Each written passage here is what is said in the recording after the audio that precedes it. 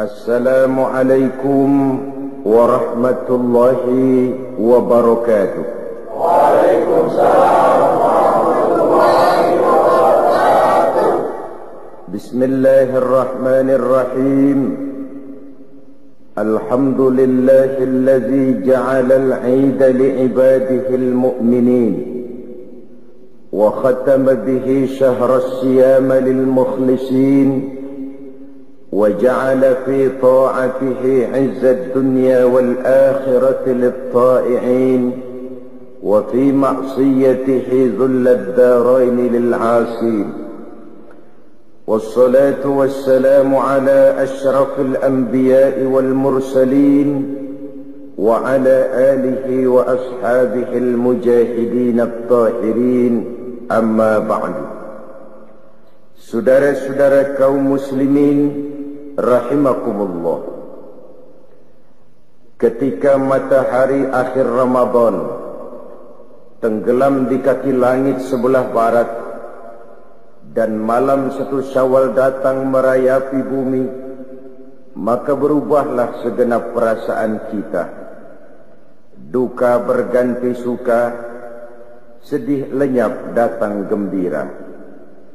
Kita kumandangkan kegembiraan dan kebahagiaan ini melalui ucapan takbir dan tahmid yang menggema bersaut-sautan dari rumah yang satu ke rumah yang lain, dari masjid yang satu ke masjid yang lain, bahkan dari kampung yang satu ke kampung yang lain, pertanda rasa syukur kita yang tiada terhingga kehadirat Allah yang Maha Esa dan Maha Kuasa. Selama Ramadan, sebulan penuh lamanya kita telah menempuh satu perjuangan yang sangat berat. Lebih berat daripada perjuangan mengangkat senjata menghancurkan musuh yang nyata. Lebih berat daripada perjuangan dengan hanya mengorbankan sebagian kecil dari harta yang kita miliki. Itulah perjuangan mengendalikan nafsu, menghadapi musuh yang tidak nampak oleh pandangan mata zahir, tetapi yang justru berada di dalam diri kita masing-masing. Kita kibarkan panji-panji kemenangan dan bendera kejayaan melalui ucapan takbir dan tahmid tadi, pertanda rasa syukur kita setelah sebulan berpuasa, melatih diri, membina takwa, mengharap ridho.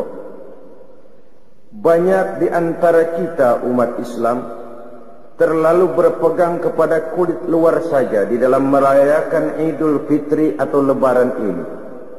Kita ukur Lebaran itu dengan pakaian baru, baju baru, sepatu baru, dan sebagainya. Padahal kegembiraan paling utama di dalam merayakan Idul Fitri itu tidak lain oleh karena kegembiraan kembali kepada fitrah, bersih, suci, seperti bayi baru dilahirkan oleh ibunya.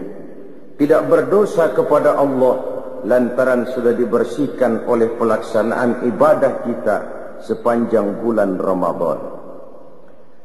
Oleh karena itu, hakikat daripada merayakan Lebaran tidak hanya sekedar terletak pada pakaian dan baju yang serba baru, tapi lebih kepada jiwa yang baru, yang ditempa, digojlok dan dibina oleh pelaksanaan ibadah puasa sepanjang bulan Ramadan.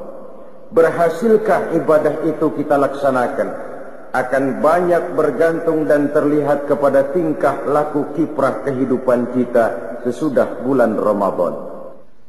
Lalu apa yang kita lakukan di malam pertama Syawal ini setelah ditinggalkan oleh bulan Ramadan, memasuki hari raya Idul Fitri?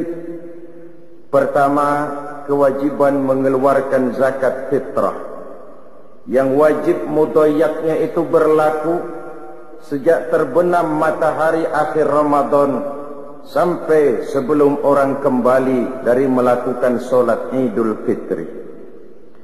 Kita memahami bahwa salah satu fungsi puasa merupakan pendidikan untuk menanamkan kepekaan sosial yang pada gilirannya akan menumbuhkan kesetiakawanan sosial. Dengan ikut merasakan lapar dan haus, kita mengerti bagaimana tidak enaknya penderitaan orang-orang miskin, saudara-saudara kita yang mengalami kesulitan. Di situ tersentuhlah hati untuk hidup tidak hanya bagi kepentingan diri sendiri saja, tapi mau melihat, membantu, menolong mereka yang benar-benar memerlukan pertolongan. Adalah tidak mungkin melatih dan mendidik orang cinta kepada fakir miskin hanya sekedar lewat penataran, simposium, kongres, seminar, dibacakan makalah, dibicarakan tentang penderitaan dan kesulitan orang-orang miskin, tapi yang pidato orang kenyang semua, rasanya kepekaan sosial tidak lalu tumbuh karenanya. Islam dengan konsep puasanya seolah berkata, rasakanlah lapar haus, enak atau tidak. Kalau kau tahu lapar haus tidak enak, laparmu sebentar, hausmu sekejap. Jika maghrib datang, lapar itu hilang, haus itu lenyap. Bagaimana saudara-saudaramu muslimin yang terkapar di kolong-kolong jembatan, yatim piatu yang merintih kelaparan, tiap hari merasakan seperti itu, tanpa tahu kapan hidup dan nasibnya akan berubah. Janda-janda tua, punya anak banyak, hidup pun miskin, perlu uluran tangan. Dan itu direalisir dengan kewajiban mengeluarkan zakat fitrah, yang tujuannya diantaranya adalah untuk membersihkan jiwa kita. Setelah ditempa dan digojol oleh pelaksanaan ibadah Ramadan, masih dibersihkan lagi dengan pembayaran zakat fitrah. Kemudian setelah zakat kita tunaikan, memperbanyak takbir. Adapun isi daripada takbir yang kita agungkan, yang kita kumandangkan di malam takbir itu, di malam pertama 1 Syawal itu, di antara inti isinya adalah La ilaha illallah ولا نعبد إلا إياه مخلصين له الدين ولو كره الكافرون. Tidak ada Tuhan selain Allah. La na'budu illa iyyah, kami tidak akan menyembah kecuali hanya kepada Allah. Mukhlisin, ibadah itu kami lakukan kepada Allah ikhlas semata-mata karena mengharap ridha Allah. Meminjam istilah Rabi'atul Adawiyah, ibadah tidak kita kerjakan karena mengharapkan surga dan tidak pula karena takut kepada neraka, tetapi semata-mata karena rasa cinta kepada Allah Subhanahu wa ta'ala. Itu tingkat keikhlasan yang diajarkan oleh Rabi'atul Adawiyah. Kalau seseorang rajin beribadah cuma karena mengharapkan surga, barangkali kalau tidak ada surga, bubar ibadahnya. Kalau seseorang melakukan ibadah cuma karena takut kepada neraka, barangkali kalau tidak ada neraka juga orang tidak akan melaksanakan ibadah. Tapi kalau semata-mata oleh karena rasa cintanya kepada Allah, itulah tingkat keikhlasan yang tinggi adanya. Tidak ada Tuhan selain Allah. Kami tidak akan menyembah kecuali hanya kepada Allah sepenuh keikhlasan. Dikala miskin kita menyembah Allah, dikala menjadi orang kaya kita juga tetap menyembah Allah. Dikala kita orang biasa kita menyembah Allah, dikala kita naik punya jabatan dan kedudukan kita pun tetap menyembah kepada Allah. Bukankah sebagian besar kita menyembah Allah hanya dalam saat-saat kritis, dikala kita merasa sedang perlu pegangan, objek seret, rezeki macet, muka pucat, pikiran empet. Dikala itu kita merasa perlu menyembah Allah. Tapi apabila diberikan pintu rizki yang luas, maka dalam sekejap kita lentur, luntur. Dan ini pernah disindir Allah dalam Al-Quran. Wa iza massal insana ad-durru da'ana li jambihi aw qa'idan aw qa'ima. Walamma kashafna anhu durrahu marra ka'an lam yad'una ila durrin massah. apabila manusia ditimpa kesulitan, kata Allah, da'ana, mereka pun berdoa, memohon, meminta kepada kami. Doa itu mereka lakukan sambil duduk, berbaring, tidur, pendeknya dalam segala keadaan. Kalau datang kesulitan menimpa kita, seluruh posisi kita gunakan untuk membaca dan memanjatkan doa. Tetapi kata Allah, falamma kasyafna anhu durrahu, manakala kesulitan yang menimpa mereka telah kami hilangkan, manakala awan hitam yang menaungi mereka telah kami singkirkan, marra ka'an lam yad'una ila durrin massahu, mereka pun berjalan dengan sombongnya, seolah-olah sebelumnya tidak pernah bermohon dan meminta kepada kami. Ini adalah watak umum dari manusia. Hilang keikhlasannya, hanya memerlukan Allah dan agama pada saat-saat ia kepepet, menghadapi segala macam problema yang sulit terpecahkan. Dan apabila ia berada dalam satu kondisi yang luas, lapang, segalanya menjadi miliknya, ia pun berjalan dengan sombongnya, seolah-olah sebelumnya tidak pernah bermohon kepada Allah. Maka takbir yang kita kumandangkan mendidik dan mengajarkan kita untuk menyembah Allah dengan ikhlas dalam segala keadaan. Walau karihal kafirun, walaupun orang-orang kafir tidak senang dengan hal semacam itu. Orang-orang kafir tidak akan berpangku tangan sampai kita bergeser tidak lagi menyembah Allah Subhanahu wa ta'ala, tetapi ikut menyembah Tuhan mereka, ikut ke dalam agama mereka. Dan itu kita ikrarkan, apapun yang akan terjadi, kami tetap berkeyakinan tidak ada Tuhan selain Allah. Kami tidak akan menyembah kecuali hanya kepada Allah. Kami tidak akan pernah peduli orang-orang kafir tidak senang dengan hal seperti itu. Sekali bertuhankan Allah, selamanya tetap bertuhankan Allah. Selamanya sekali menyembah kepada Allah, selamanya kita akan tetap menyembah Allah. Tidak akan bergeser menjadi penyembah harta, pangkat, jabatan, kedudukan dan lain sebagainya. Konsisten dan konsekuen. Lalu yang kedua dari isi kandungan takbir yang kita kumandangkan itu, la ilaha illallah wahdah, tidak ada Tuhan selain Allah, Ia Maha Esa, tidak beranak, tidak diperanakkan, tidak satupun yang bisa diserupakan dan diumpamakan dengan Dia.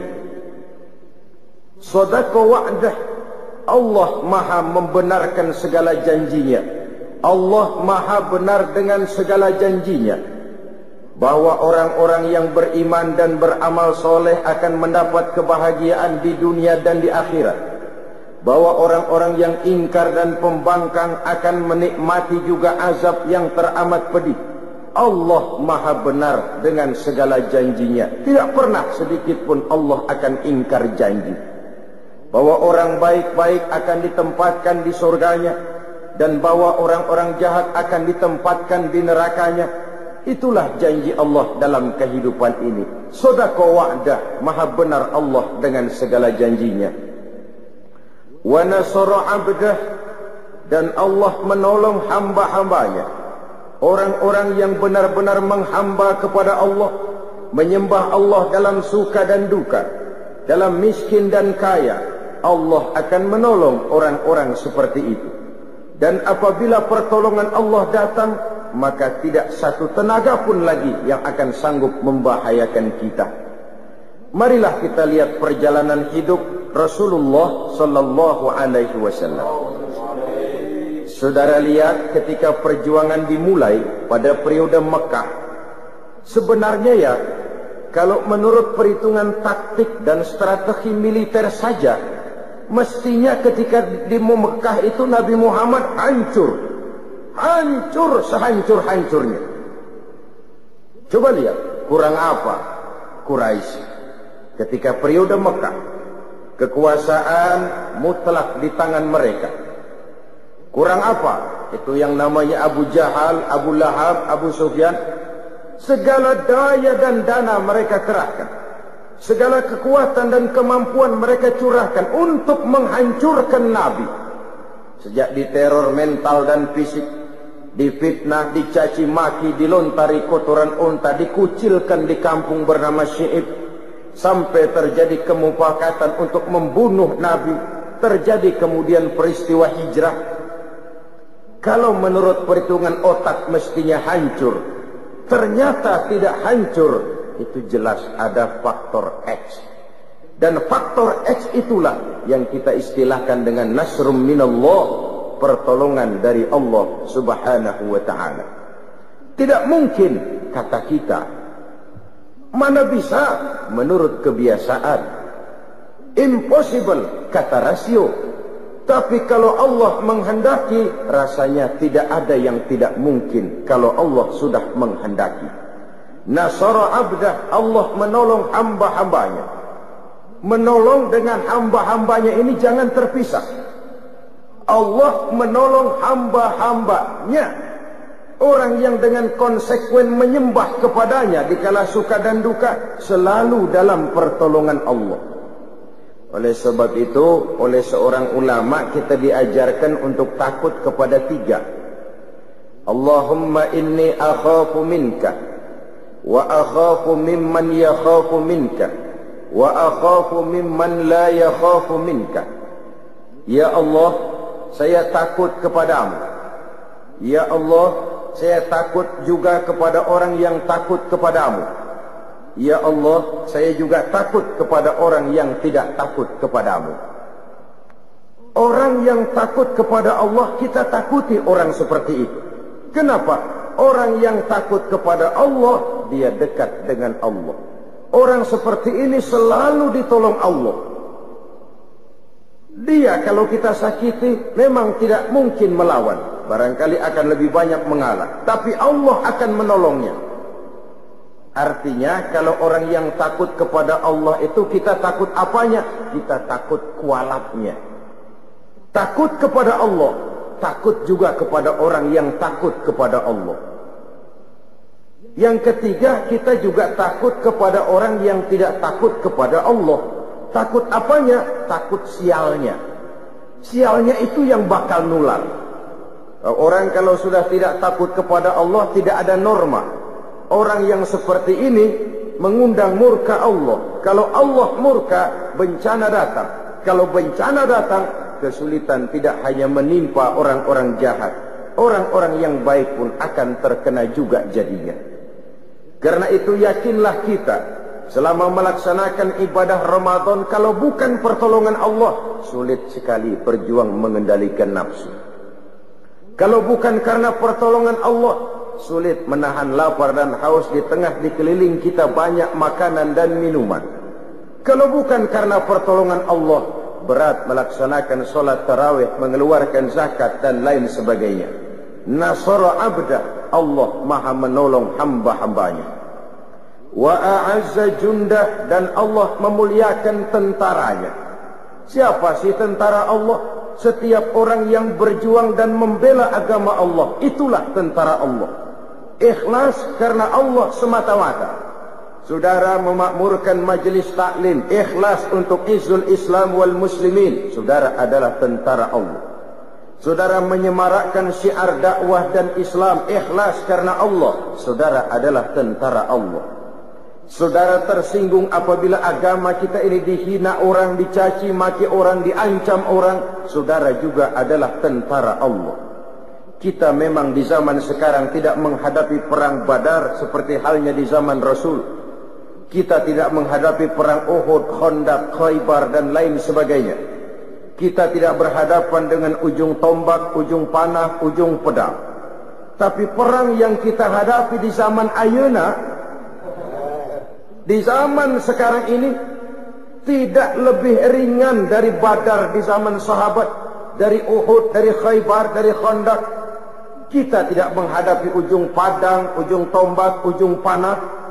Yang kita hadapi sekarang adalah perang ideologi, perang keyakinan, perang akidah, yang jikalau kita kalah, kita sekarang memang masih beriman, kita sekarang memang masih muslim. Tapi anak-anak kita, generasi-generasi yang akan datang, yang akan hidup 5, 10, 15, 30 tahun yang akan datang. Wallahu a'lam. Allah maha benar dengan segala janjinya. Allah pasti akan menolong tentaranya. Sejarah sudah membuktikan. Berulang kali terjadi pertempuran dalam sejarah perkembangan Islam. Dan jangan lupa, perang dalam Islam bukan untuk memaksakan dan mengembangkan agama. Islam tidak pernah dikembangkan dengan ujung pedang. Perang dalam Islam adalah perang untuk membela keyakinan dari cercaan, tekanan, dan hinaan pihak luar. Pada awal tahap pengembangan Islam, tidak hanya sekedar perang Uhud, hampir dalam setiap pertempuran, jumlah tentara Muslim selalu lebih kecil dari tentara-tentara kafir yang dihadapinya. Entah kemenangan bisa mereka raih, entah keberhasilan bisa mereka capai. Kenapa? Pada satu sisi, a'azza junda, Allah memuliakan tentaranya. Pada sisi lain, nilai keikhlasan mereka pada saat itu benar-benar izzul Islam wal muslimin, untuk kehormatan dan kejayaan Islam serta umatnya. Terlepas dari keinginan mencari nama harum, mengejar pangkat dan jabatan, apalagi mengejar-ngejar harta, dari keikhlasan inilah pertolongan itu datang. Dari keikhlasan inilah mereka mendapat kemenangan. Ma'asyiral muslimin rahimakumullah. Oleh karena itu, yakinlah kita, sekali kita mempersiapkan diri menjadi tentaranya Allah, Allah pasti akan memuliakan tentaranya. Dan tentara Allah itu tidak perlu pakai seragam resmi, tidak perlu bernaung di bawah bendera tertentu. Kita bisa pakai segala macam baju, kita bisa pakai segala warna bendera. Asal niat dan motivasi kita berjuang untuk kejayaan Islam dan muslimin, ikhlas karena Allah, kita adalah bala tentara Allah. Nahnu junudullah, kita adalah pasukan-pasukan dan tentara-tentara Allah. Allah muliakan tentaranya, Allah angkat derajat pasukannya. Wa hazamal ahzaba wahdah, dan Allah mengikat golongan-golongan, partai-partai, kelompok-kelompok menjadi satu. Kalau Allah menghendaki, mudah saja. Karena memang umat Islam ini adalah satu umat yang satu, yang sudah diikat dengan akidah. Bukan soal dari manapun orang datang, apapun warna kulitnya, bahasa apapun yang dipakainya. Saya adalah saudara, saudara adalah saya. Menghina saudara sama dengan menghina saya. Menyakiti saudara juga berarti adalah menyakiti saya. Kita adalah satu badan. Apabila yang satu sakit, yang lain akan ikut merasakan sakit. Sudah waktunya kita menggalang kebersamaan. Islam milik rame-rame.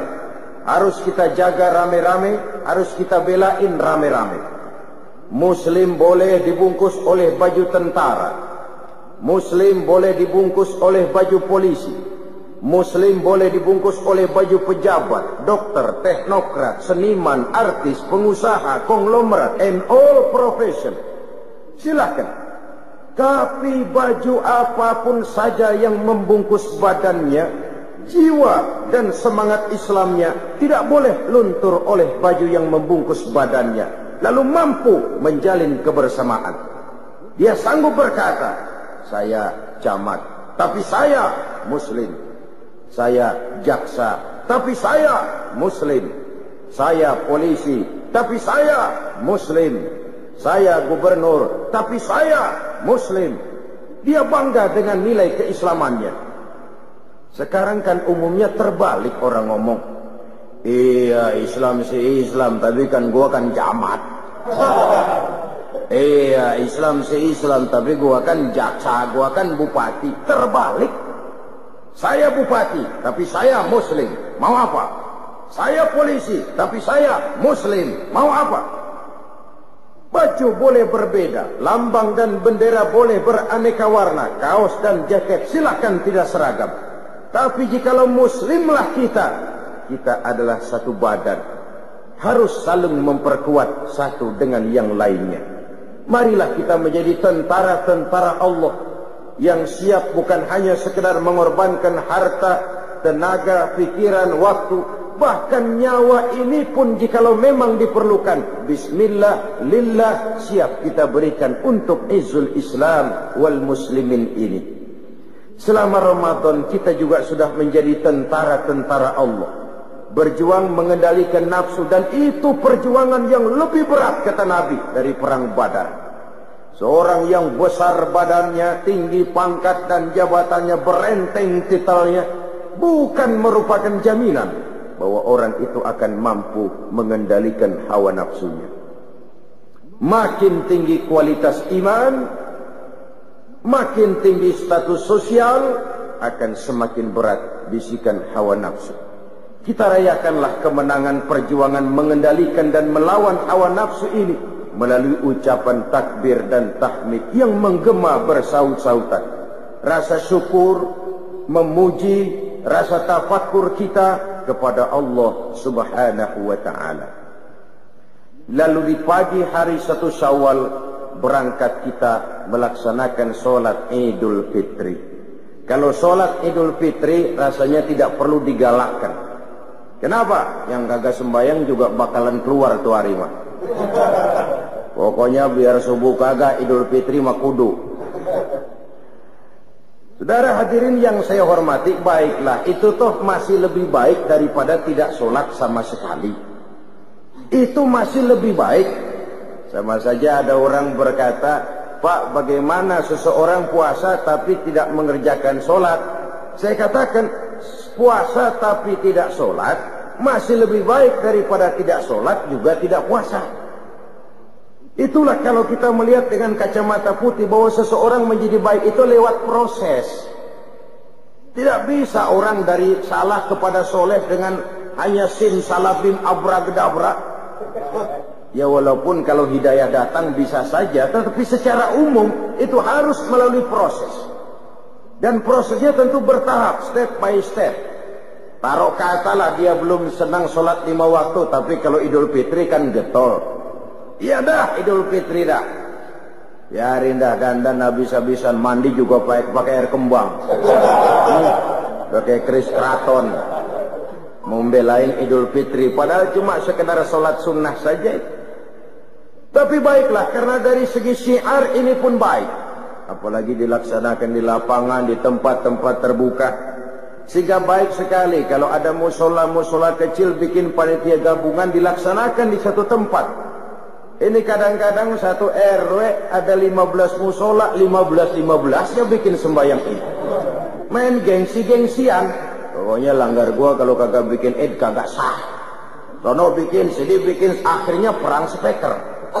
Tinggal orang bengong mau sembahyang kemana. Akan lebih baik kalau dikoordinir, merupakan satu tempat yang luas, yang lebih menyemarakkan syiar.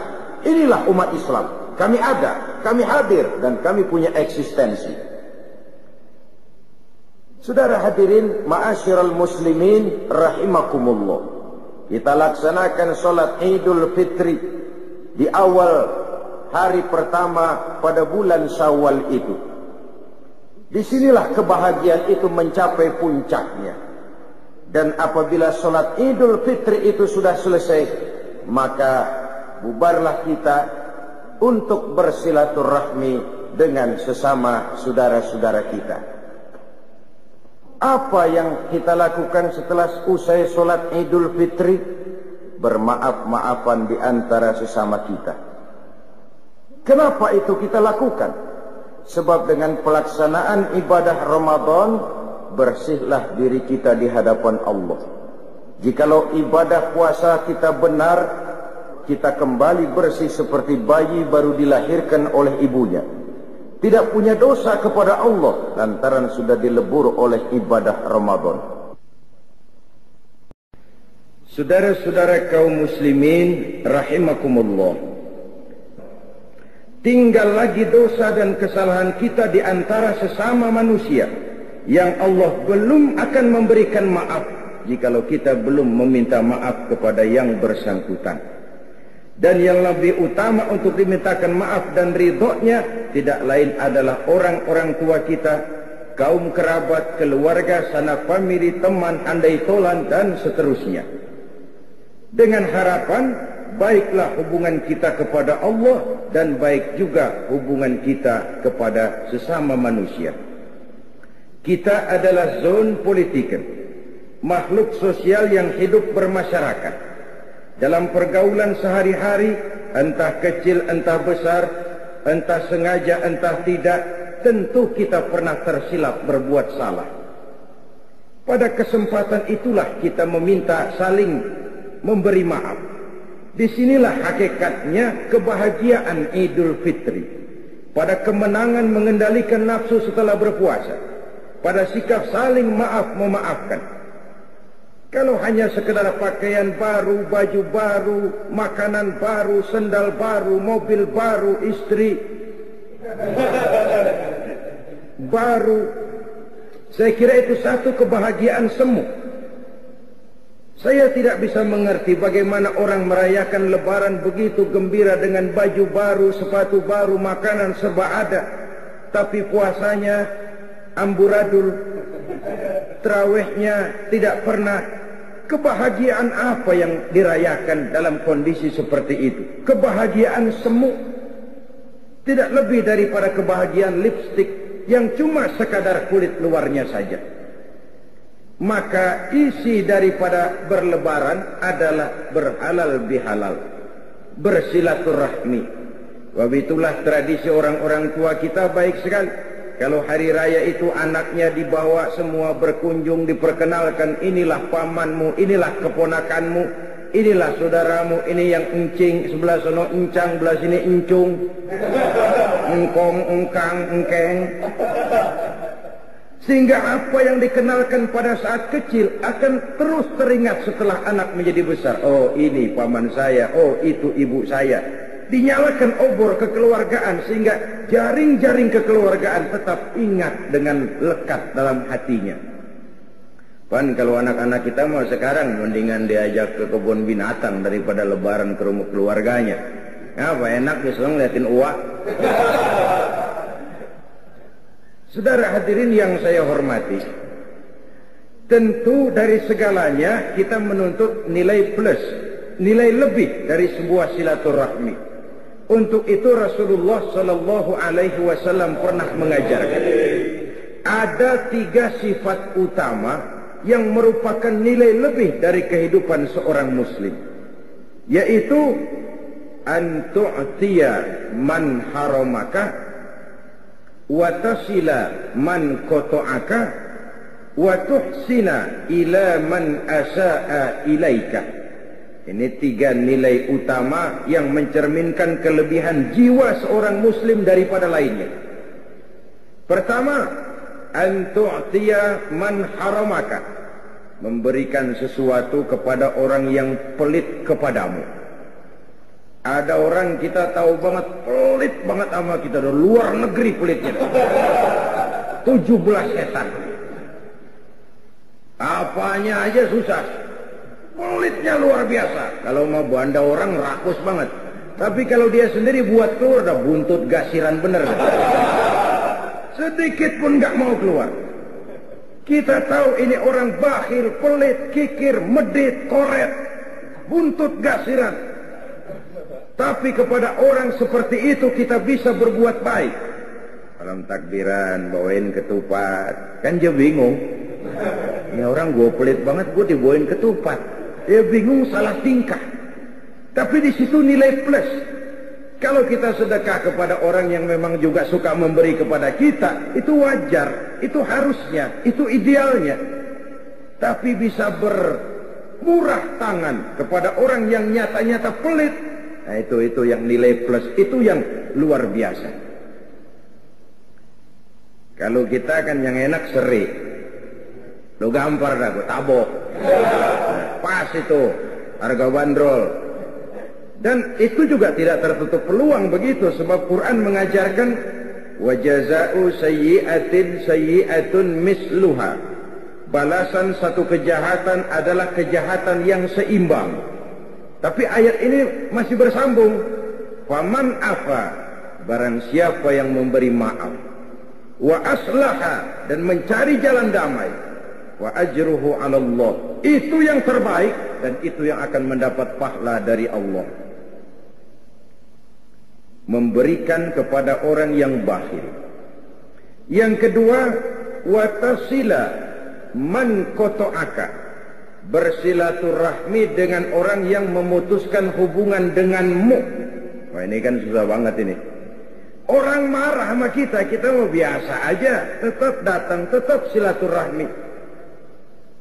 Karena itu Nabi mengajarkan dua orang muslim apabila bertemu, yang terbaik adalah yang lebih dulu memberi salam. Biar dia mudaan, asal lebih dulu memberi salam, itu yang lebih baik ketimbang yang tua. Kita kan kadang-kadang sok gengsi, pengen tahu lu salam ke gani, kalau lu diem gua antepin aja dah. Bukan begitu yang diajarkan Nabi. Wa khairuhum allazi yabda'u bisalam. Apabila dua orang muslim bertemu, yang terbaik di antara keduanya yang lebih dahulu memberi salam. Bersilaturahmi dengan orang yang memutuskan hubungan dengan kita. Nyata-nyata dia marahin kita, dia benci kita, dia keselin kita. Kita menganggap nggak ada apa-apa deh. Lagian kalau orang keselin kita, kita pikirin ampun. Ya Allah, gua diginiin, bengek dah. Mati aja dah. Lebih baik kita anggap nggak apa-apa. Lebih baik kita anggap itu hal yang wajar. Ya, hidup seakan-akan nggak punya musuh, itu memang berat. Walaupun nyata sekali banyak orang yang memusuhi kita tanpa alasan yang benar, tapi disitulah kelapangan jiwa itu. Keluasan hidup ini. Hidup akan lebih banyak bergantung kepada bagaimana cara kita mengatasinya kok. Satu persoalan yang kecil kalau kita anggap dia besar, kita gede-gedein, lah jadi gede. Tapi satu persoalan yang besar kalau kita hadapi dengan tenang, tegar, insya Allah tidak akan membawa dampak yang tidak kita inginkan. Hidup akan banyak bergantung kepada cara bagaimana kita mengatasinya. Bersilaturahmi dengan orang yang nyata-nyata marah sama kita. Yang ketiga, nilai plus itu, nilai tambah itu, wa tuhsina ila man asaa ilaika. Engkau berbuat baik kepada orang yang berbuat jahat terhadap dirimu. Nah, ini kan susah banget ini. Nah, orang jahatin kita, kita kudu baik sama dia. Tapi disitulah nilai plus itu. Dan suasana Syawal, suasana Idul Fitri, suasana Lebaran, satu suasana di mana sangat memungkinkan kita untuk mencari nilai plus seperti ini. Ditambah oleh satu dialog, satu hari ketika sedang kumpul dengan para sahabat, baginda Rasulullah Sallallahu Alaihi Wasallam pernah bertanya, "Atadruna manil muflis?" Saudara-saudara, tahukah saudara-saudara siapa orang muflis? Orang bangkrut, orang sial, orang yang tidak beruntung itu siapa? Macam-macam jawaban sahabat. Di antaranya ada yang jawab, "Ya Rasul, al-muflisu fina man la dirham lahu wa la mata." Menurut pendapat kami ya Rasul, orang sial, orang bangkrut, orang yang tidak punya dirham, tidak punya uang, tidak punya harta. Ini jawaban sebagian sahabat, dan kayaknya ya begini jawaban sebagian besar orang sekarang. Siapa yang banyak duit? Raja. Yang nggak punya duit? Selamat bengong. Apalagi udah dekat Lebaran kayak begini, orang udah pada kalap. Yang mau pulang mudik, yang pegawai negeri gajinya kecil, anaknya banyak, kepalanya ngebet. Konsentrasi ibadah mulai buyar. Begitu jawaban sahabat dan begitu jawaban banyak orang. Uang adalah raja. Orang yang banyak duit sama yang kagak punya duit, jangan gaya hidupnya, jalannya aja lain. Baru jalannya udah lain. Ya sama juga orang kalau kerja di bangunan, lihatin dah. Hari Rebo sama hari Sabtu jalannya lain. Hari Sabtu mau gagah-gawang ada nyingsot lagi.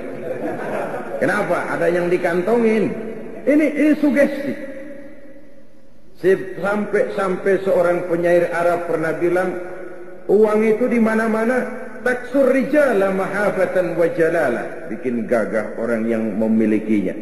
Dia adalah lidah yang paling ampuh bagi orang yang mau bicara. Dia adalah senjata yang paling tangguh bagi orang yang mau maju ke medan perang. Tapi apakah itu yang dimaksud Rasul? Beliau menjawab, bukan itu. Orang yang sial bukan orang yang enggak punya duit. Orang yang bangkrut bukan orang yang enggak punya harta. Lalu siapa ya Rasul? Innal muflisa min ummati. Orang-orang yang sial, yang bangkrut dari golongan umatku. Rasul tidak bicara Yahudi, Nasrani, Majusi. Umatku. Kita ini. Siapa mereka? Kata Rasul, mayyati yaumal qiyamah bisolatin wa siyamin wa zakatin. Orang yang di hari kiamat nanti datang menghadap Allah dengan membawa pahala puasa, pahala zakat, pahala solat, semua dia bawa. Dia setorkan kepada Allah. Tuhan, ini pahala sembahyang saya. Nih puasa yang sembahyang wajib, nih yang sunnah. Belah mari rawatib, belah sini nawafil, laporan, selesai. Tuhan, ini pahala zakat saya. Tuhan, ini pahala puasa saya. Ini yang puasa Ramadan, ini yang puasa sunnah 6 hari bulan Syawal, ini yang puasa Senin Kemis, ini yang puasa Nazar. Di satu pihak dia datang menyetorkan amal kebajikan. Tapi di lain pihak kata Nabi, wa ya'ti qad syatama haza. Dia juga datang bawa dosa karena pernah mencaci maki orang lain. Wa qazafa haza, pernah memfitnah orang lain. Wa akala mala haza, pernah memakan harta orang dengan cara yang zalim. Wa syafaka dama haza, pernah mengalirkan darah orang lain tanpa alasan yang benar. Kalau ini yang terjadi, di satu pihak datang membawa pahala kebaikan, di lain pihak datang membawa dosa karena menyangkut urusan manusia, apa yang terjadi? Lagi enak-enak dia laporan, Tuhan nih pahala sembahyang saya nih. Datang orang dari sebelah kirinya, ntar dulu Tuhan. Apa mas? Ini orang memang benar tukang sembahyang. Cuma waktu di dunia saya pernah dicaci maki tanpa salah. Di depan umum habis dibikin malu saya, diperong muka saya. Hancur hati saya. Karena kelemahan saya tidak sanggup menuntutnya di dunia. Sekarang saya menuntut keadilan. Benar. Ini orang pernah kamu caci maki. Benar Tuhan. Kamu belum sempat minta maaf sama dia. Benar Tuhan. Jiniin pahala sembahyang lo tuh. Kasihin tuh orang yang kamu caci maki. Habis orang yang mencaci maki, datang lagi yang lapor. Tuhan, ini orang memang tukang puasa. Tapi ketika di dunia saya pernah difitnah. Hancur nama baik saya karena fitnahnya. Di dunia saya tidak bisa menuntut. Sekarang saya menuntut keadilan. Benar, benar Tuhan. Kamu belum minta maaf sama yang bersangkutan. Belum Tuhan. Jiniin pahala puasamu, kasih orang yang kamu fitnah. Datang lagi Tuhan, dia memang tukang bayar zakat, sedekah rajin, tapi nyolongnya lebih gede dari sedekahnya. Harta saya dimakan dengan cara yang zalim, saya menuntut keadilan. Betul, betul. Ayo pahala zakatmu kasih orang yang kau makan hartanya dengan cara yang zalim. Fa in faniyat hasanatuhu qabla an yuqda ma alaihi. Jikalau kebaikannya sudah habis dituntut, sedangkan dosa belum tertutup, tagihan datang terus. Ibarat orang dagang, modal bures, tagihan utang bejibun. Kan ngebet pala. Bangkrut. Apa yang terjadi? Dosa orang yang kita fitnah, kita caci maki, kita makan hartanya dengan zalim, diambil, diberikan kepada kita. Apa enggak bangkrut? Sudah pahala dipretelin, dosa dibagiin. Kenapa bisa terjadi begini? Orang ini cuma baik hubungannya kepada Allah, tapi tidak baik hubungannya kepada sesama manusia. Hablum minallahnya hebat, tapi hablum minan nasnya acak-acakan. Akhirnya dia jadi bangkrut di padang mahsyar dan di akhirat nanti. Oleh karena itu agama mengajarkan dan menuntut keseimbangan. Baik hubungan kita kepada Allah dan baik juga hubungan kita kepada sesama manusia.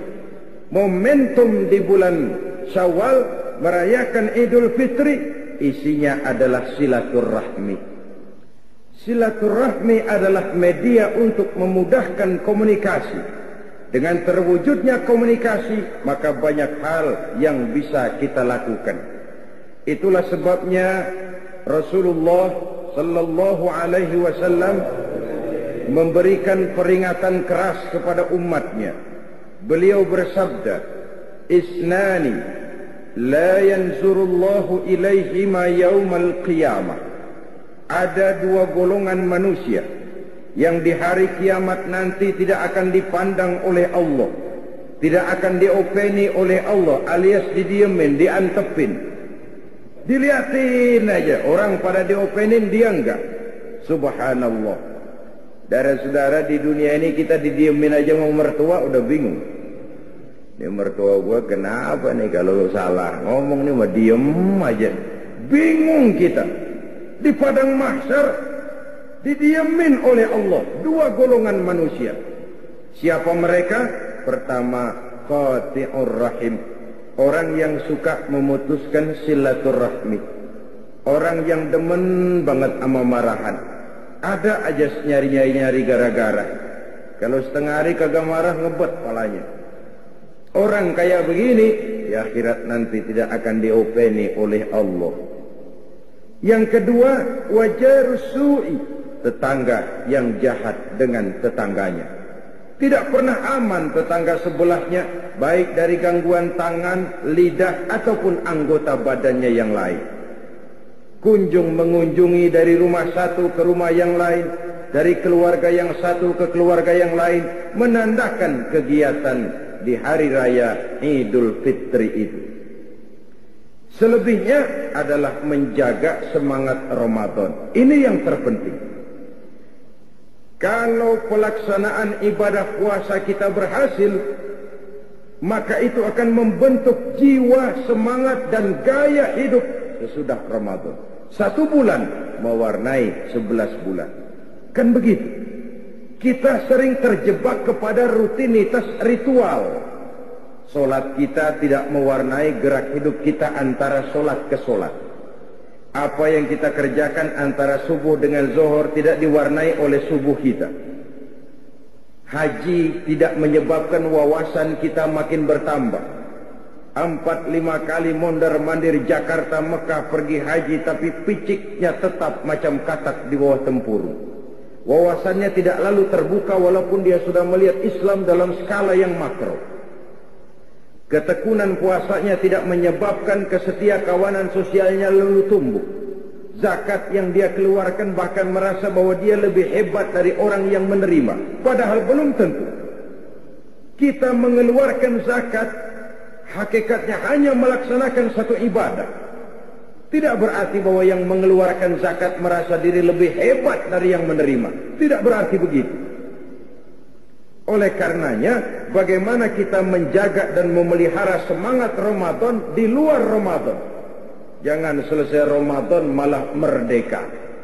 Ramadan rajin ke masjid, selesai Ramadan bubar ke masjid. Tinggal masjid sepi, apalagi subuh imam doang berdua tikar. Ramadan kita rajin membaca Al-Quran, selesai Ramadan selesai baca Qurannya. Menjaga dan memelihara semangat yang telah ditempa dan digojlok oleh pelaksanaan ibadah Ramadan. Apa di antaranya? Kemampuan mengendalikan diri. Jangan lupa unsur pengendalian diri pada saat Ramadan bukan hanya pada waktu siang ketika berpuasa, tapi justru pada waktu malam. Kenapa? Malam setelah maghrib datang kondisi sudah serba memungkinkan. Kalau siang mah memang jelas makan nggak boleh, minum nggak boleh. Wajar kalau di situ kita bisa mengendalikan diri. Tapi jika maghrib datang, makan udah boleh, minum udah boleh, ngerokok udah boleh. Disitulah unsur pengendalian diri pada saat kondisi yang memungkinkan. Realita kehidupannya kita lihat. Banyak orang yang bisa memulai sesuatu dengan baik, tapi sedikit yang mengakhirinya dengan baik. Memulai dengan sesuatu dengan baik itu penting, tapi mengakhirinya dengan baik itu jauh lebih penting. Sebab yang akhir itu yang akan sangat menentukan. Itu yang dalam bahasa agama disebut dengan husnul khatimah. Lahir sebagai santri, dibesarkan di tengah keluarga santri, dididik secara santri. Begitu remaja merantau ke kota besar, kena angin kota besar, celeng, tenggelam di lembah maksiat, noda dan dosa, mabuk tiap malam, zina, hobi, judi, enggak karu-karuan. Dikala itu ajal datang merenggut nyawa. Itu yang disebut su'ul khatimah, jelek pada akhirnya. Sebaliknya tidak mustahil ada bajingan lahir di tengah keluarga buajing, dididik dan dibesarkan secara bajingan, masa remajanya enggak karu-karuan, masa mudanya habis di tempat kelabu. Tapi suatu saat hidayah datang, dia taubat dengan sebenar-benarnya, berurai air matanya dikala sujud menghadap Allah, disesalinya segala dosa dan perbuatannya yang telah lalu. Dia berjanji tidak akan mengulangi lagi. Dikala kondisi seperti itu, ajal datang merenggut nyawa, dia mendapat husnul khatimah, baik pada akhirnya. Bukankah puasa membentuk stabilitas temperatur batin, agar seseorang tidak hanya bisa memulai sesuatu dengan baik, tapi juga bisa mengakhirinya dengan baik? Apa gunanya mulanya doang pahlawan, belakangannya jadi maling? Lebih baik maling duluan tapi belakangan diakui sebagai pahlawan. Kayak Robin Hood, kayak Pitung. Itu Pitung kan maling, itu Pitung. Cuman yang dia rampok penjajah kaya, tuh harta dibalikin kepada orang miskin.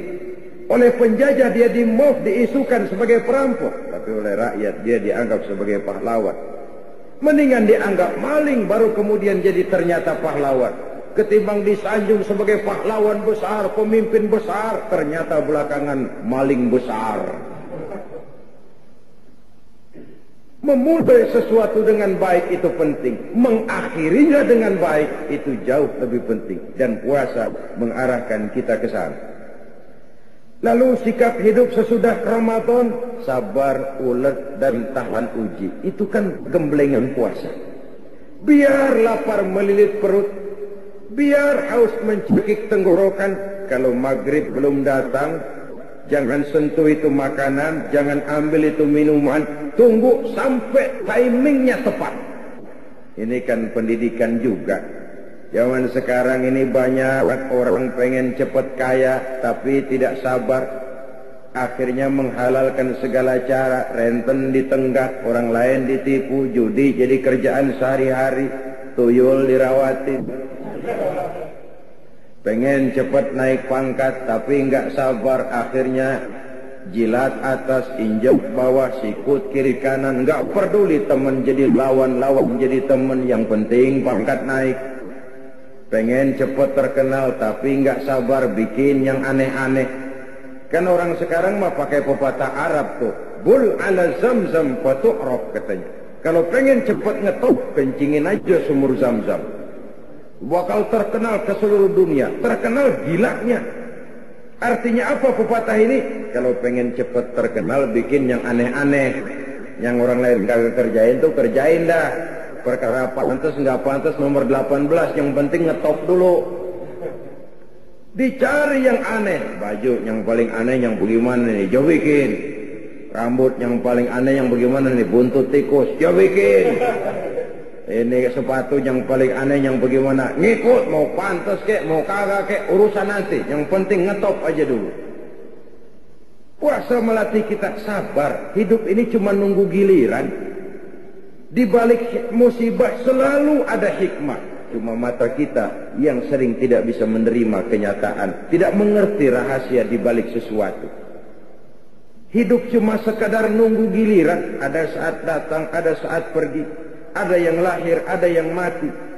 Sekarang dia miskin, esok dia naik ke atas memegang peranan. Hari ini dia di atas, lain hari dia turun ke bawah. Wa tilkal ayyamu nudawiluha bainan nas. Hari itu kami putar di antara manusia. Hidup beredar seperti roda pedati.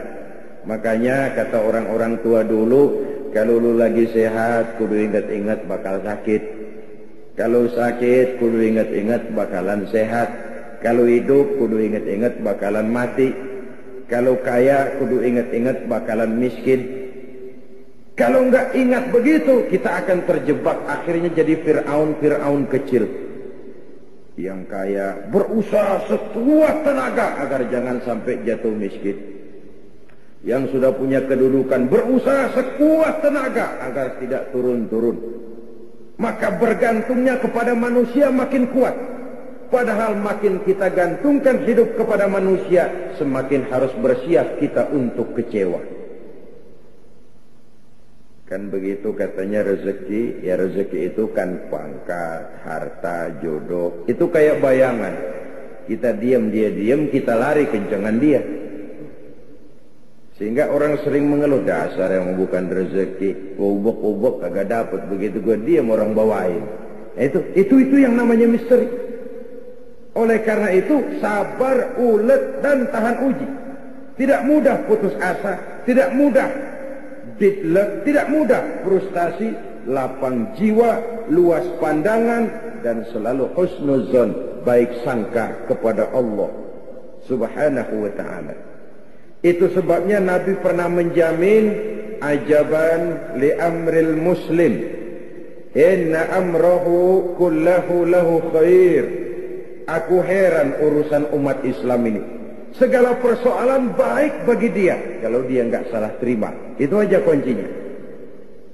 Kalau dia miskin, dia berkata, alhamdulillah kita miskin. Mudah-mudahan di akhirat nanti pemeriksaannya kagak lama-lama kayak orang kaya. Nah kan enak itu. Nah miskin apaan yang mau dikebet, emang yang mau diperiksa kagak. Tapi kalau dia kaya, alhamdulillah saya diberikan amanah harta. Mudah-mudahan harta ini bisa menunjang ibadah saya kepada Allah. Dalam posisi kaya, alhamdulillah. Dalam posisi miskin, alhamdulillah. Ajaban li amril muslim, inna amrahu kullahu lahu khair. Aku heran urusan orang Islam. Semua perkara bisa jadi baik bagi dia kalau dia nggak salah tanggap, kalau dia nggak salah terima. Mampu melihat hikmah di balik musibah. Sabar, ulet dan tahan uji. Lalu sikap mental sesudah Ramadan menjadi manusia yang ikhlas, berbuat tanpa pamrih. Kenapa? Karena puasa memang ibadah abstrak. Kita tidak dapat sugesti kalau kita puasa. Kalau sholat kelihatan orang rada semangetan emang. Bayar zakat, nyantunin yatim, apalagi pakai panggil wartawan, di shot dengan televisi, kelihatan kita pemurah ngasih orang. Wah, unsur sugestinya besar. Haji, apalagi haji, sekampung orang nganterin, udah kayak jenderal gitu. Orang haji itu kan perginya pulangnya raja. Unsur sugestinya besar. Tapi puasa, siapa yang mau nyemangetin puasa? Oh, puasanya hebat, puasanya hebat. Apa yang hebat orang nggak kelihatan. Unsur sugestinya kurang. Kalau toh kita laksanakan, itu tidak lain karena panggilan iman semata-mata. Maka puasa ini sulit terserang penyakit riya. Ibadah-ibadah yang lain oleh karena kelihatan orang, dia mudah terserang oleh penyakit riya.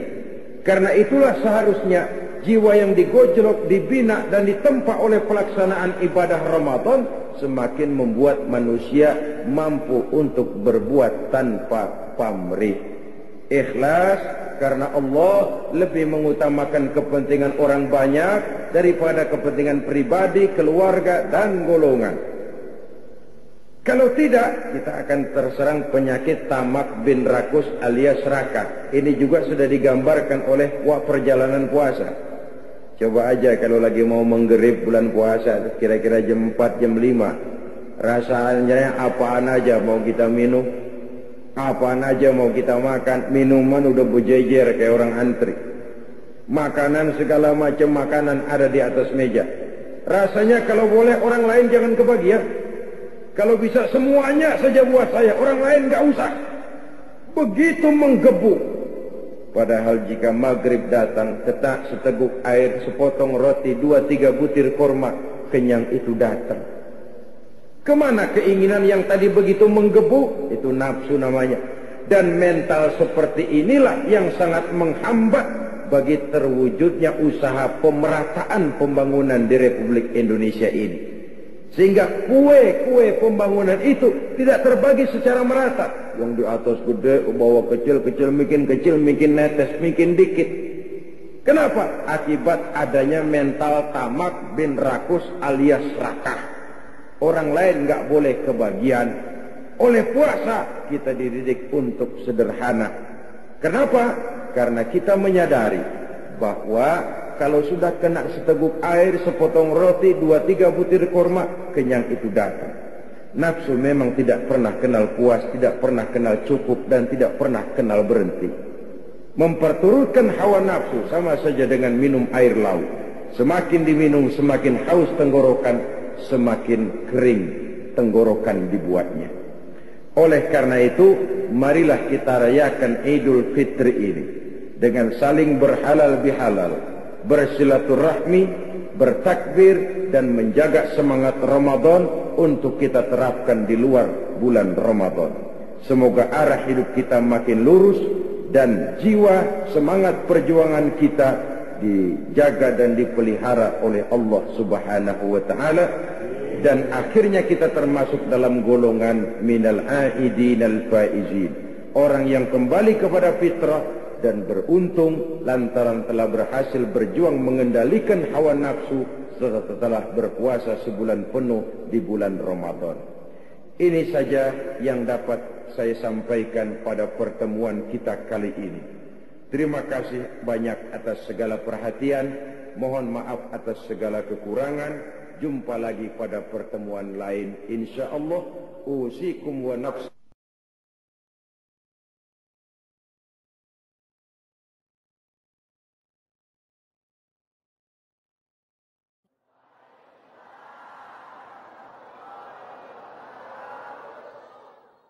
Alhamdulillah, wassalatu wassalamu ala rasulillah Sayyidina Muhammad ibn Abdullah wa ala alihi wa sahbihi wa mawala, amma ba'du.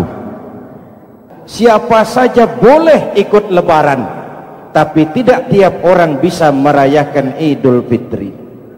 Mau puasa atau tidak puasa, boleh lebaran. Tidak dilarang sama petugas keamanan.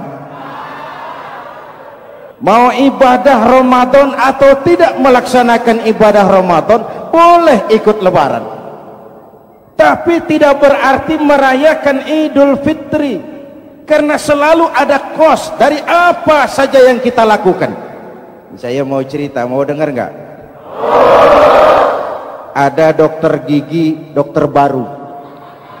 Satu sore praktek, pasiennya 4 orang nunggu duduk jejeran. Dipanggil pasien pertama, diperiksa, berlubang giginya, dicabut tanpa dibius. Oh, namanya dokter baru.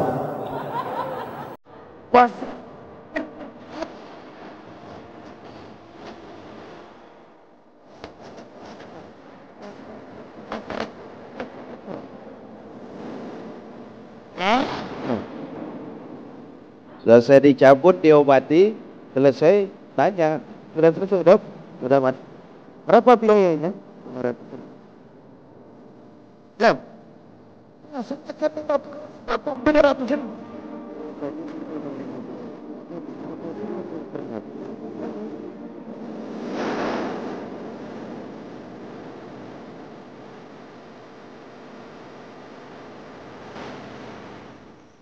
Berita pendek ini ingin berpesan kepada kita, setelah ada konteks dan harus kita bayarkan apa saja yang kita lakukan.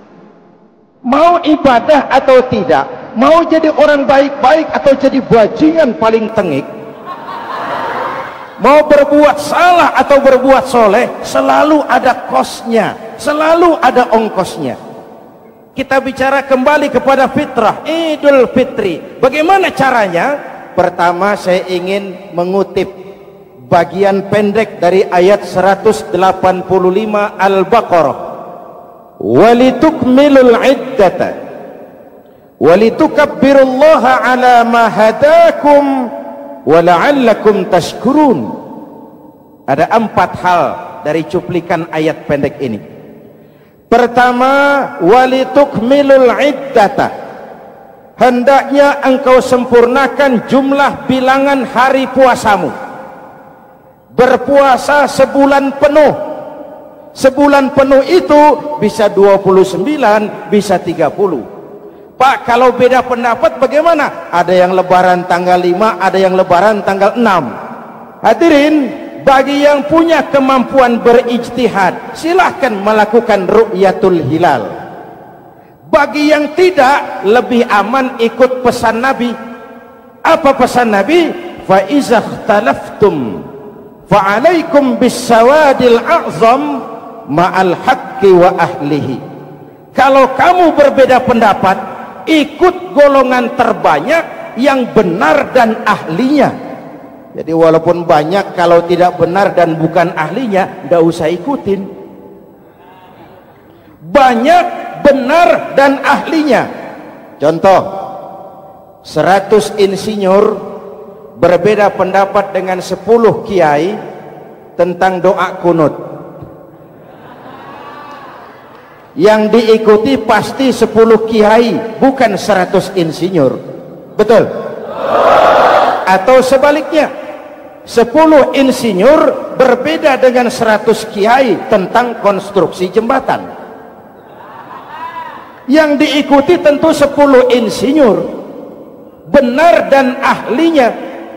Maka yang paling aman, kita punya departemen agama. Departemen agama punya ahli dari MUI, dari Nahdlatul Ulama, dari Muhammadiyah, dari Al-Wasliyah, dari Syarikat Islam, dikumpulkan melakukan ru'yatul hilal. Yang paling aman, dengerin saja pengumuman Departemen Agama.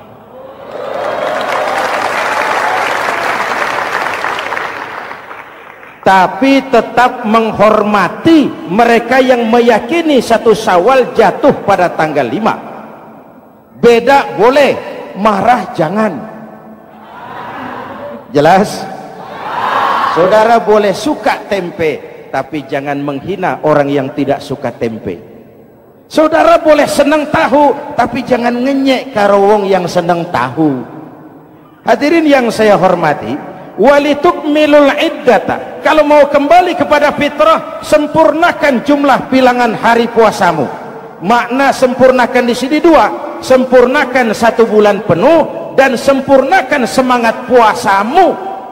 Walaupun Ramadan berakhir, puasa jangan selesai. Kenapa? Tangan kita masih tetap terus puasa dari mengambil yang bukan milik kita. Lidah kita walaupun Ramadan sudah selesai tetap berpuasa dari memfitnah dan menggunjing orang lain. Kaki kita walaupun Ramadan sudah selesai tetap puasa dari berjalan ke tempat yang tidak baik. Perut kita tetap berpuasa dari kemasukan barang-barang yang haram. Sempurnakan semangat puasamu. Sikap disiplin, sikap jujur, merasakan kehadiran Allah dekat dalam hidup. Nih contoh ringan. Tadi waktu asar dan zuhur, saudara sholat apa tidak? Sholat. Waktu sebelum sholat kan berwudu. Ketika berwudu kan berkemur. Umpama waktu berkemur itu saudara korupsi,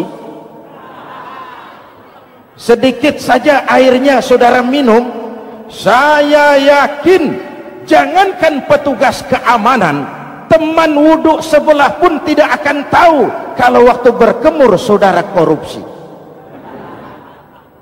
Kalau selesai Ramadan ini diterjemahkan, insya Allah negara kita bersih, berkurang korupsinya.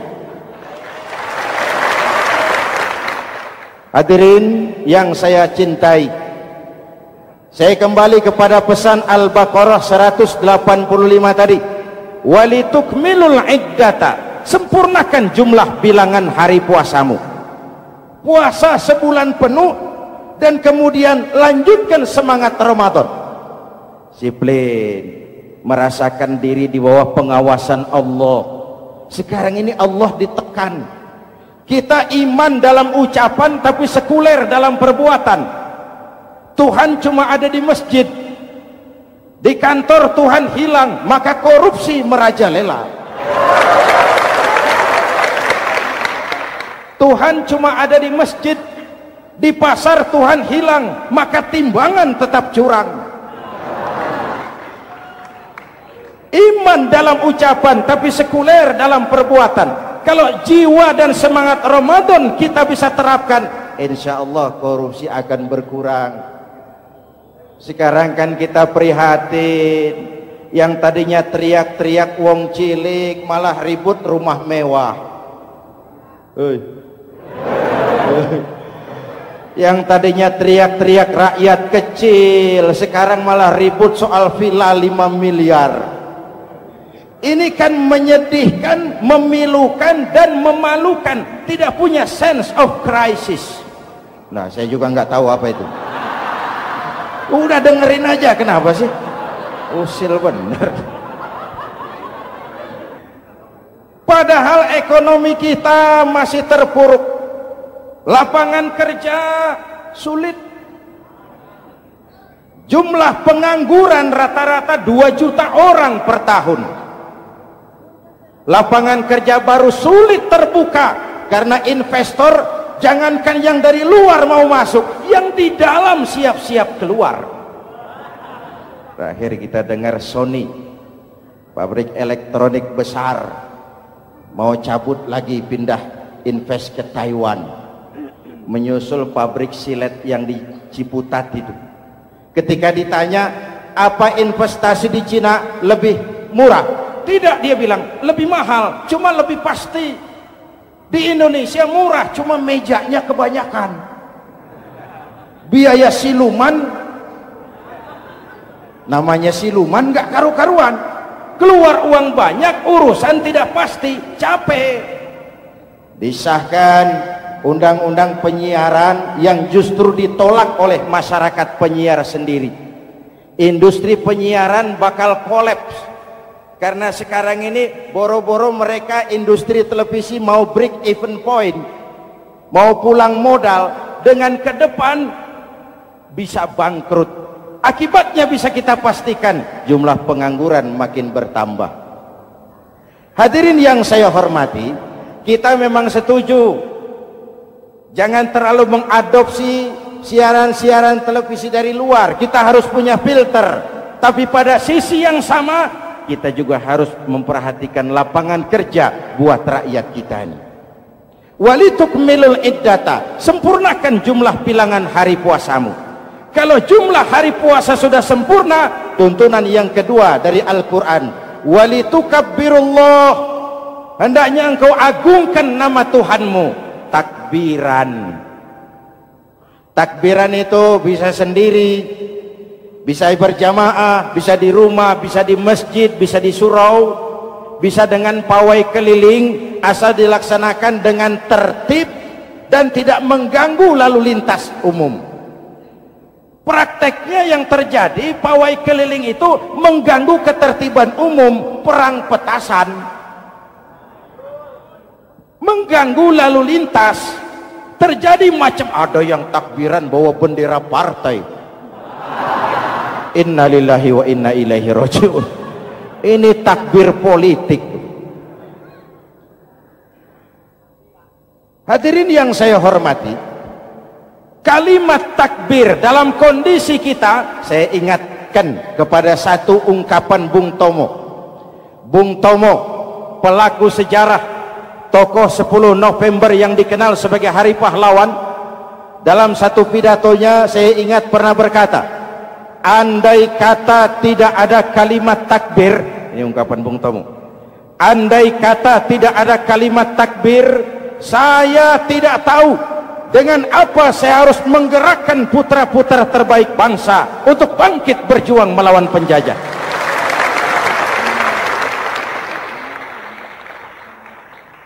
Ketika Allahu Akbar, itu londo kelihatannya kecil, meriam nggak meleduk. Dahulu orang-orang tua kita cuma ada 2 kata, merdeka atau mati. Tidak berpikir nanti kalau menang dan merdeka saya jadi wali kota di mana.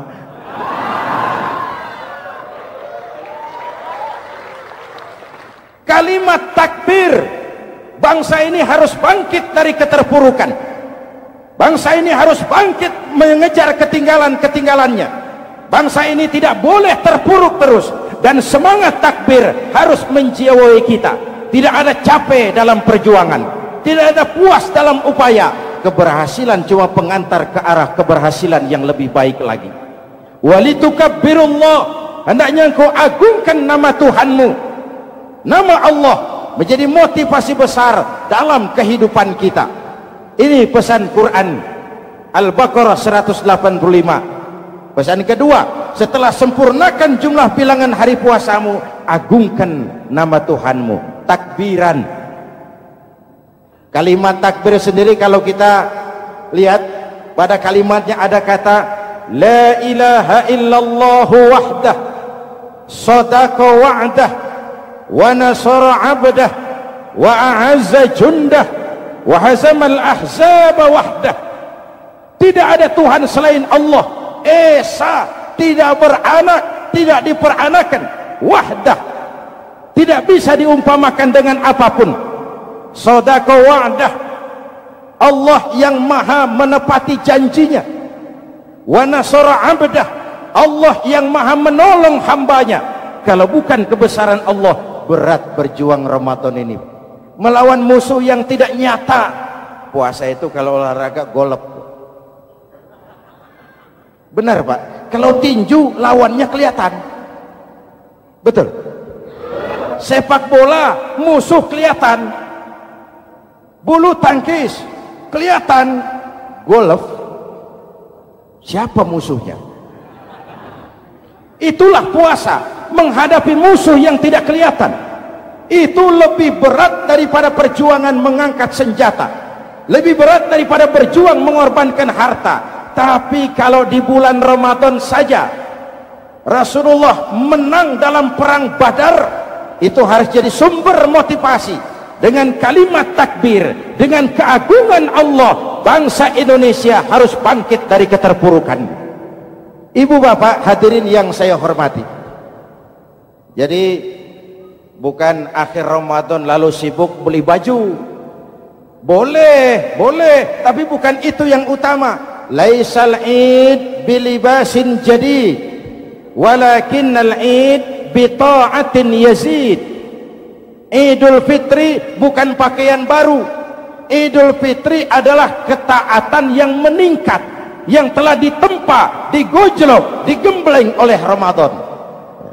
Jadi kalau Ramadan rajin baca Quran, lalu selesai Ramadan sayonara Quran, latihan tidak berhasil. Ramadan rajin ke masjid, selesai Ramadan selesailah ke masjid. Awal Ramadan full house sampai ke halaman, akhir Ramadan cuma imam berdua tikar. Masjid kembali senyap, padahal masjid adalah pusat kegiatan umat. Saudara lihat dari sejarah, ketika hijrah ke Madinah, Rasul singgah di Kuba. Apa yang beliau lakukan? Membangun masjid. Ketika sampai di Madinah, kesibukan pertama beliau apa? Mencari rumah dinas? Bukan. Kesibukan pertama beliau mencari lokasi di mana membangun masjid. Isra dan Mi'raj, perjalanan besar dimulai dari masjid ke masjid. Ini indikasi masjid memang merupakan pusat kegiatan umat. Umat Islam dengan masjid seperti ikan dengan air, tidak boleh pisah. Ada ikan yang tidak betah di air? Ada. Ikan mau modar. Kalau umat sudah mulai menjauhi masjid, jiwanya yang akan mati. Kalau jiwanya mati, jasadnya masih hidup, itu namanya bangkai berjalan. Walitukabbirullah, engkau agungkan nama Tuhanmu. Takbiran. Setelah berjuang penuh membina takwa, mengharap ridho, mengendalikan nafsu. Ingat loh, puasa itu bukan menghilangkan nafsu, mengendalikan, menempatkan pada tempatnya. Manusia tanpa nafsu bukan manusia, tapi manusia yang disetir nafsu turun jadi binatang. bahkan lebih rendah daripada binatang. Puasa ini menempatkan nafsu di tempatnya. Hai laki-laki, kamu nafsu sama perempuan? Betul Pak. Perempuan suka laki-laki? Betul Pak. Boleh lewat sini, lewat pintu yang disebut nikah. Ini nafsu disalurkan lewat pintu yang disebut nikah. Jangan seperti ayam kawin tiap malam, nikah tidak mau.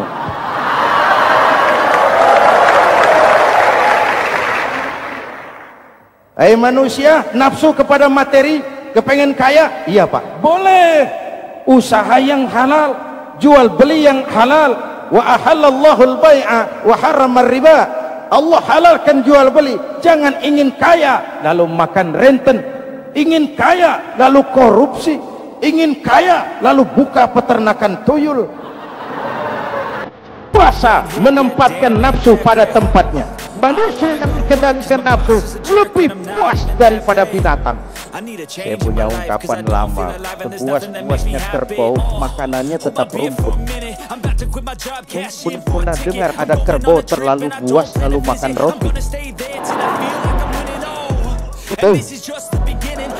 Tapi manusia kalau sudah dikendalikan nafsu, manusia bukan cuma makan nasi, aspal,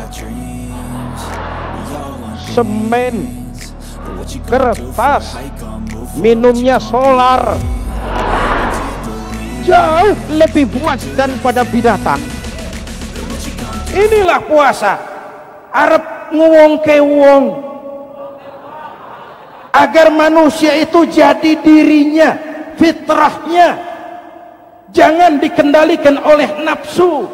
Kita ini sudah diciptakan fi ahsani taqwim. Masya Allah. Hadirin, yang ketiga pesan Al-Baqarah 185 tadi, setelah sempurna jumlah bilangan hari puasa, lalu mengumandangkan takbir, membayar zakat fitrah. Kenapa itu kita lakukan? Mengagungkan nama Allah. Ala ma hadakum. Agungkan nama Allah yang telah memberikan hidayahnya kepadamu. Masya Allah nih, hidayah, kita bersyukur. Hidayah ini hak prerogatif Allah, diberikan kepada siapa saja yang dikehendaki oleh Allah.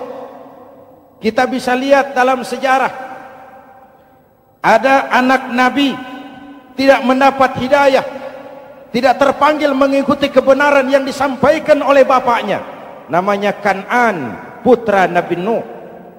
Ada ayah Nabi bernama Azar, ayah Nabi Ibrahim, putranya penegak tauhid, ayahnya produsen berhala. Ada istri Nabi, istrinya Nabi Lut, tidak mendapat hidayah, tidak terpanggil mengikuti kebenaran. Lalu Abu Jahal, Abu Lahab, paman Nabi, melihat Nabi, menyaksikan mukjizat, mendengar wahyu, melihat tutur kata Nabi, hidayah tidak datang kepada dia, maka mereka tidak terpanggil mengikuti kebenaran. Kita alhamdulillah keponakan Nabi saja bukan, mendapat yang namanya hidayah ini. Ini harus kita pelihara, kita jaga baik-baik, karena ini merupakan hak prerogatif Allah. Yahdi man yasha, diberikan kepada siapa saja yang dikehendakinya. Hadirin, sembari kita mengambil pelajaran tentang Kan'an yang tidak dapat, putra Nabi Nuh. Ini saya ngambil bagian cerita sejarah, masih mau dengar? Nabi Nuh diberi umur 950 tahun, berdakwah sepanjang hidup. 800 tahun beliau dakwah, dapat pengikut tidak lebih 80 orang, rata-rata 10 tahun satu. Yang dihadapi ini umat yang kurang ajar, bandel, bajingan, tengik. Kalau diceramahi, telinganya ditutup dengan tangannya. Ini saking kurang ajarnya ini umat. Diberikan dakwah, telinganya ditutup dengan tangan. Nabi Nuh Ketika di puncak kesabarannya, munajat, ya Rabb, bagaimana Nuh? Siang malam saya berdakwah kepada umat ini. Saya sampaikan risalahmu, saya canangkan seruanmu, saya sampaikan ajaranmu. Inni da'autu qaumi lailan wa nahara. Siang malam saya berdakwah kepada umat. Wa inni kullama da'autuhum ja'alu asabi'ahum fi adhanihim. Tiap kali saya sampaikan dakwah kepada mereka, mereka tutup telinganya dengan tangannya. Saya tidak sanggup menghadapi umat seperti ini, ya Allah. Habis mau kamu bagaimana, Nuh? Sikat saja sudah semua ini. Bikin mati saja. Nanti kalau punya anak, anaknya kafir lagi. Lebih baik bapak moyangnya, mbah-mbahnya sikat semua. Rabbi la tazar 'alal ardi minal kafirina dayyara. Jangan disisakan orang kafir. Habisin semua. Itu mau kamu? Iya. Buat kapal Nuh, nanti aku turunkan banjir. Dengan apa saya membuat kapal, ya Rabb? Pakai kayu, Nuh. Kayunya dari mana, ya Rabb? Dari pohon tentu. Pohonnya belum ada, ya Rabb. Tanam dulu, Nuh. Membuat kapal, kayunya nanam pohon dulu. Apa artinya? Perjuangan bukan simsalabim abracadabra. Perjuangan bukan makan lombok, ini hari dimakan, ini hari pedas. Perjuangan itu proses.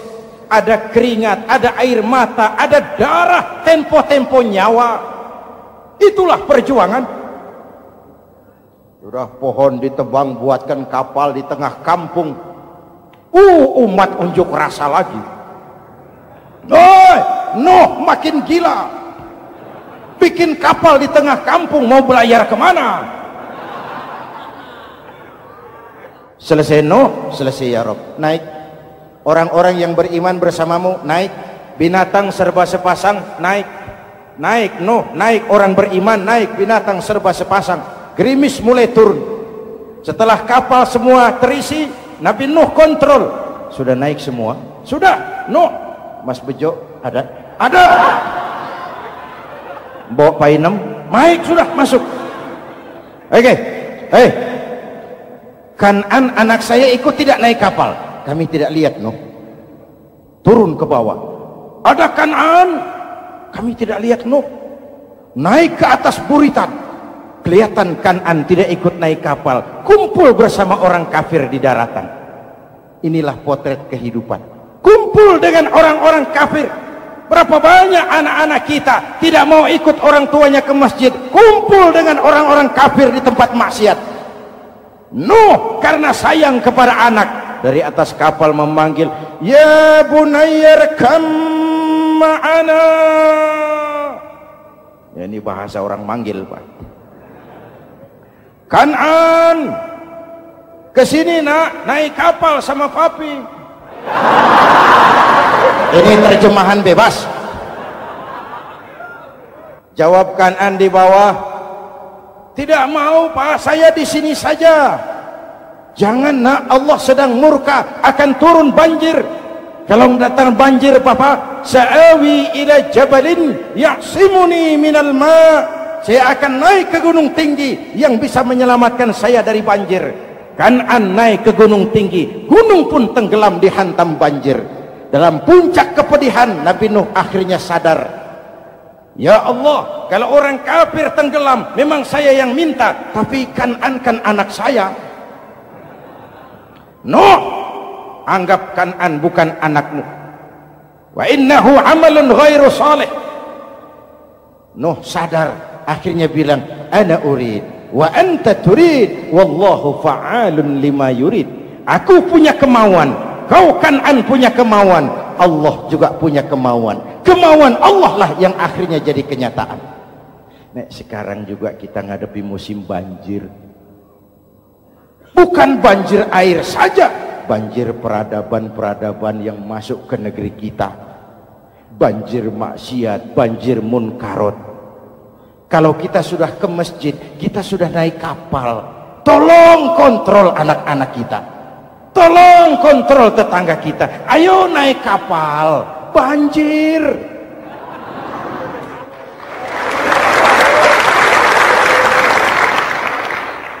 Ditutup ayat ini dengan wala'allakum tashkurun. Atas hidayah yang diberikan kepada kita, kita bisa melaksanakan ibadah Ramadan, bisa takbiran, dan diakhiri dengan ungkapan tasyakkur. Tasyakkur dan tafakkur, mensyukuri nikmat. Saya berulang kali mengingatkan, nikmat bisa berubah menjadi azab kalau kita tidak pandai mensyukurinya. Bayangkan Pak, tahun 87-an kita itu jadi negara yang berswasembada pangan. Beras kita cukup untuk rakyat kita. Sekarang kita jadi pengimpor beras terbesar. Kita beli beras ke Vietnam, kita beli beras ke Thailand, ke negara-negara yang lebih kecil dari kita. Kenapa? Karena sawah kita tanami gedung dan beton. La in syakartum la azidannakum wa la in kafartum inna adzabi lasyadid.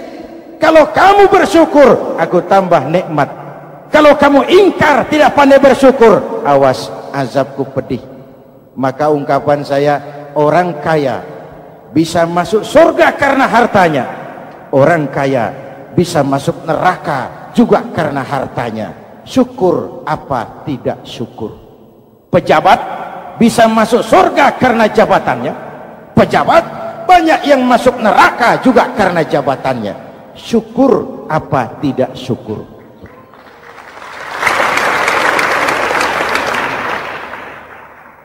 Orang alim, kiai bisa masuk surga karena ilmunya.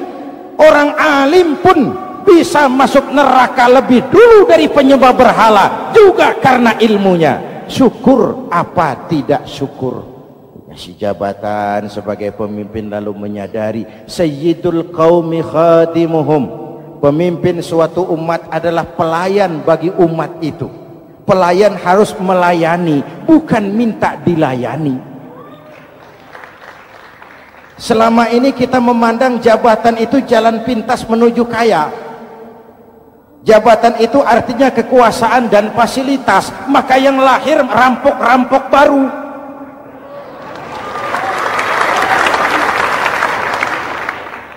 Jabatan adalah alat untuk pengabdian di tengah rakyat yang sedang susah, di tengah negara yang sedang terpuruk. Kita memerlukan pemimpin-pemimpin yang sadar sayyidul qaumi khadimuhum. Pemimpin suatu kaum adalah pelayan bagi kaum itu sendiri. Ibu bapak hadirin yang saya hormati, dengan mensyukuri itu maka makna Idul Fitri meresap kembali kepada fitrah kita sebagai manusia. Fitrah kesucian. Secara sederhana orang gambarkan kembali kepada fitrah seperti bayi baru dilahirkan oleh ibunya, bersih, suci, tanpa dosa, lantaran sudah dibersihkan oleh ibadah Ramadan. Tapi para ulama khalaf ada yang mengartikan fitrah itu kecenderungan kepada kebajikan, kecenderungan kepada kebaikan. Itu juga fitrah. Kembali kepada fitrah manusia, kecenderungan untuk berbuat baik. Kita lahir bayi tidak punya dosa, betul? Tidak ada dosa warisan dalam Islam. Kalau harta warisan ada, dosa warisan tidak. Karena itu dalam Islam juga tidak ada penebusan dosa. Kalau dosa bisa ditebus dengan uang, tentu Menteri Keuangan nomor 1 masuk surga.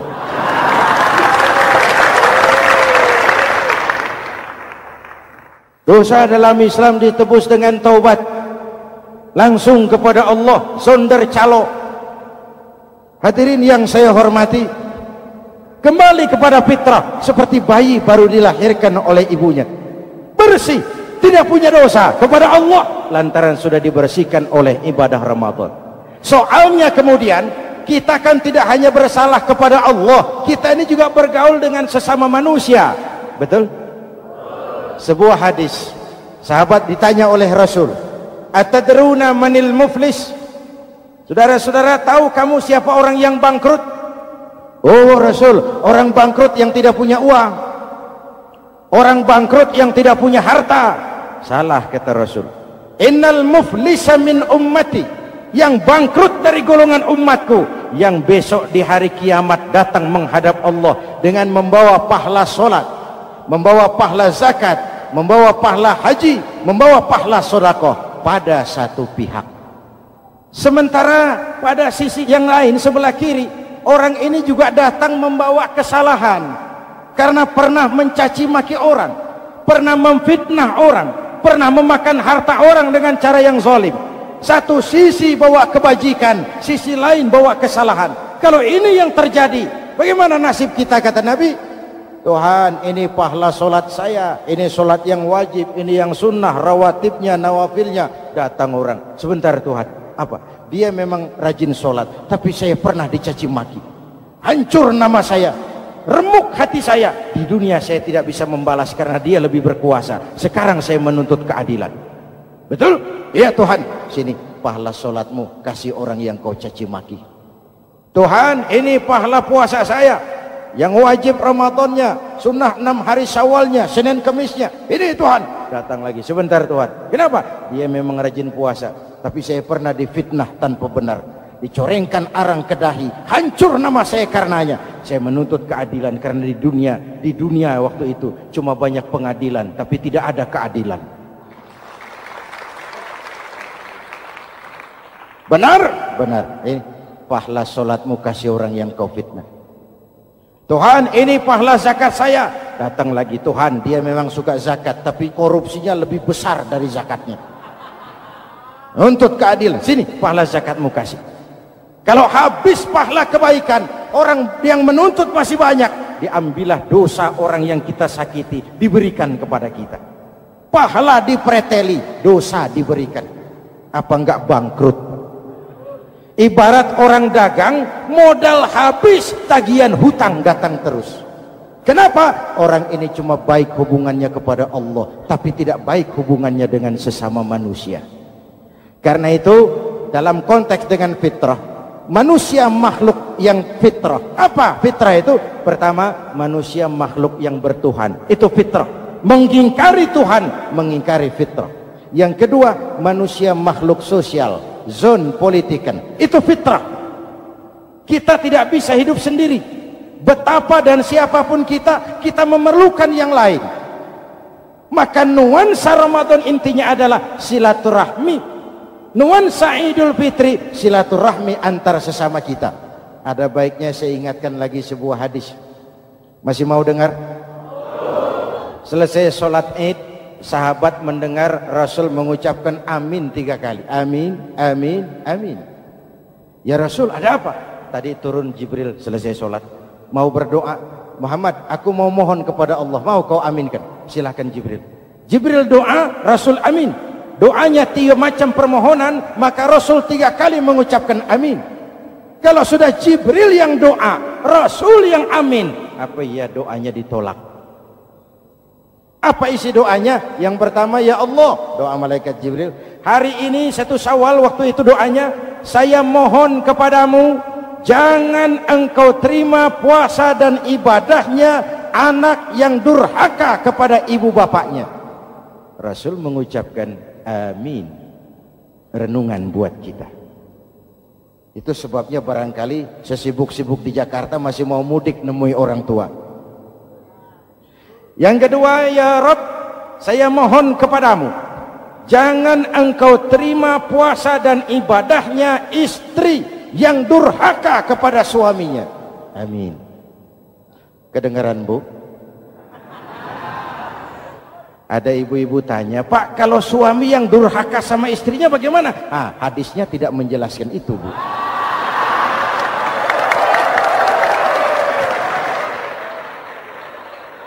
Lo menang sendiri. Yang jelas suami itu presiden rumah tangga, dimintakan tanggung jawab tentang istrinya. Nah istri swargo manut neraka kadut. Ketika pulang Isra Mi'raj saja Rasul bercerita, aku diperlihatkan neraka. Neraka ya Rasul? Iya. Lalu aku lihat isinya kok kebanyakan perempuan. Perempuan. Laki bagaimana? Laki juga tidak sedikit. Cuma kebanyakan perempuan. Ya Rasul, apa mereka tidak sholat? Sholat. Apa mereka tidak ngaji? Oh, rajin mereka sama suaminya. Kenapa banyak mereka di sana? Rasul senyum dan menjawab, hunna yakfurnal asir. Umumnya perempuan kurang bisa terima kasih sama suaminya.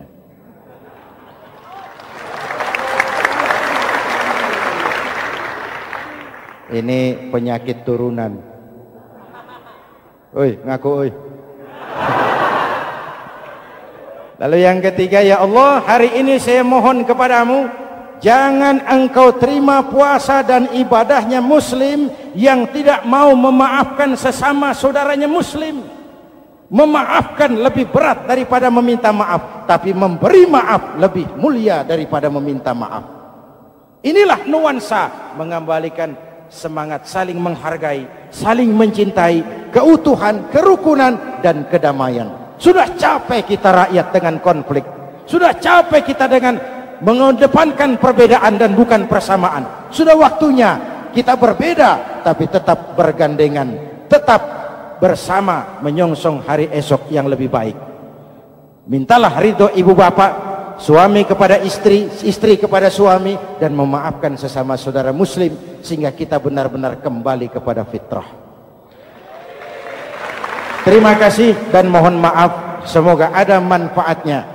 Usikum wa nafsi bitaqwallah. Wassalamu alaikum warahmatullahi wabarakatuh.